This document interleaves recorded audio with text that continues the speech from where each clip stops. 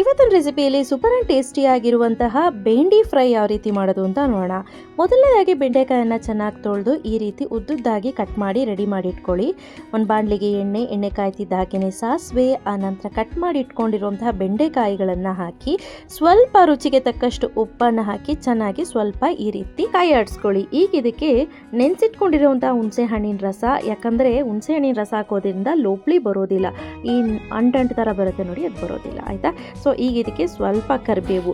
Diet ಮಾಡೋರಿಗೆ ಇದೊಂಥರ ಬೆಸ್ಟಲ್ಲಿ best recipe ಅಂತಲೇ ಹೇಳಬಹುದು. ತಲೆ ಕೆಡ್ಸ್ಕೊಳಕ್ಕೆ ಹೋಗ್ಬಿಡಿ ಸ್ನೇಹಿತರೆ. ನಿಮ್ಗೆ ಏನು ಮಸಾಲೆ ಬೇಕು ಹಾಕೊಳ್ಳಿ, ಅರಿಶಿಣದ ಪುಡಿ, ಸ್ವಲ್ಪ ಖಾರದ ಪುಡಿ, ಸ್ವಲ್ಪ ಧನಿಯಾ ಪುಡಿ, ಆನಂತರ ಇದಕ್ಕೆ ಒಂದು ಸ್ಪೆಷಲ್ ಮಸಾಲೆ ಹಾಕ್ತೀನಿ. ಸ್ಟವ್ ಆಫ್ ಮಾಡೋ 2 ನಿಮಿಷದ ಮೊದಲು ಮ್ಯಾಗಿ ಮಸಾಲೆ ಈ ಮ್ಯಾಜಿಕನ್ನು ಹಾಕ್ತಾ ಇದ್ದೀನಿ. 10 ಆಯ್ದ ಮಸಾಲೆಗಳಿಂದ ಮಾಡಿರುವಂಥದ್ದು, ಲವಂಗ, ಏಲಕ್ಕಿ ಹಾಗೆ ಜಾಕಾಯಿ. ಒಳ್ಳೆ ಕಲರ್ ಫ್ಲೇವರ್ ಅರೋಮಾ ಬಂದ ನಂತರ ಪೌಡರ್ ಮಾಡ್ತಾರೆ. ಮ್ಯಾಗಿ ಮಸಾಲ ಈ ಮ್ಯಾಜಿಕನ್ನು ದಿನನಿತ್ಯ ಅಡುಗೆಗೆ ನೀವು ಉಪಯೋಗಿಸಬಹುದು. ಎಲ್ಲ ಥರದ ಪಲ್ಯಗಳಾದಂತಹ ಆಲೂ, ಗೋಬಿ, ಬೆಂಡಿ ಎಲ್ಲದಕ್ಕೂ ಕೂಡ ಹಾಕ್ಬೋದು. ಟೇಸ್ಟ್ ಅಂತೂ ಸೂಪರ್ ಆಗಿರುತ್ತೆ. ಈಗ ಚೆನ್ನಾಗಿ ಮಿಕ್ಸ್ ಮಾಡ್ಕೊಳ್ತಾ ಸ್ಟವನ್ನು ಆಫ್ ಮಾಡಿ ಕೆಳಗಿಳಿಸಿ ಸ್ನೇಹಿತರೆ.